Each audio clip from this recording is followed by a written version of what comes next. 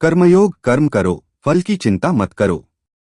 भगवद गीता का सबसे प्रसिद्ध और प्रभावशाली उपदेश है कर्मण्येवाधिकारस्ते मा फलेषु कदाचन मां कर्मफल हेतुर्भूर्मा ते संगोस्त्व कर्मणि।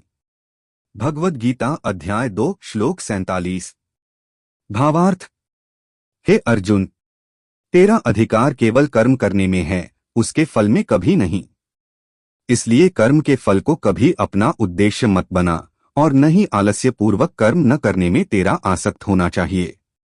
इस उपदेश का गूढ़ अर्थ: श्री कृष्ण अर्जुन को कर्म की महत्ता समझाते हुए यह बताते हैं कि मनुष्य का जीवन कर्म पर आधारित है।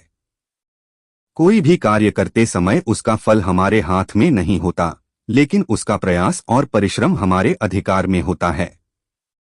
अतः हमें ईमानदारी, लगन और निष्ठा से अपना कर्म करते रहना चाहिए, चाहे उसका परिणाम कुछ भी हो।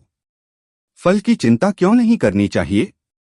जब हम कर्म करते समय फल की चिंता करते हैं तो हमारी एकाग्रता और ऊर्जा बंट जाती है। हम परिणाम के बारे में सोचते सोचते वर्तमान कार्य को ठीक से नहीं कर पाते। इससे मन में चिंता, भय और निराशा जन्म लेती है।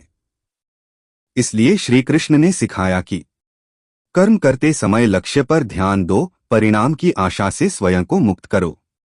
निष्काम कर्म ही आत्मिक शांति और सफलता की ओर ले जाता है। निष्काम कर्म क्या है? निष्काम कर्म का अर्थ है बिना स्वार्थ या फल की इच्छा के कर्म करना। इसका मतलब यह नहीं कि हम लक्ष्यहीन हो जाएं, बल्कि लक्ष्य के प्रति निष्ठावान होकर बिना लोभ और मोह के कर्म करें। यही सच्चा योग है, कर्मयोग। कर्मयोगी कौन होता है? वह व्यक्ति जो जीवन के हर कार्य को ईश्वर की भक्ति समझकर करता है, अपने कर्तव्यों का पालन करता है और फल की इच्छा से मुक्त रहता है, वही सच्चा कर्मयोगी होता है। ऐसा व्यक्ति संसार में रहते हुए भी आत्मिक शांति और मुक्ति को प्राप्त कर सकता है। जीवन में इसका महत्व: चिंता मुक्त जीवन जीने में सहायता करता है। कार्य में निष्ठा और एकाग्रता बढ़ती है। व्यक्ति आत्मनिर्भर और दृढ़ बनता है। सफलता का अनुभव भीतर से होता है, न कि केवल बाह्य परिणामों में। निष्कर्ष: श्री कृष्ण का यह उपदेश केवल युद्ध भूमि के लिए नहीं था, यह हर मानव जीवन के लिए अमूल्य मार्गदर्शन है।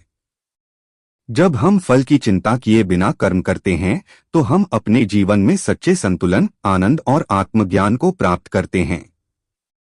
यही कर्मयोग है, एक ऐसा मार्ग जो मनुष्य को मोक्ष की ओर ले जाता है, बिना संसार से भागे।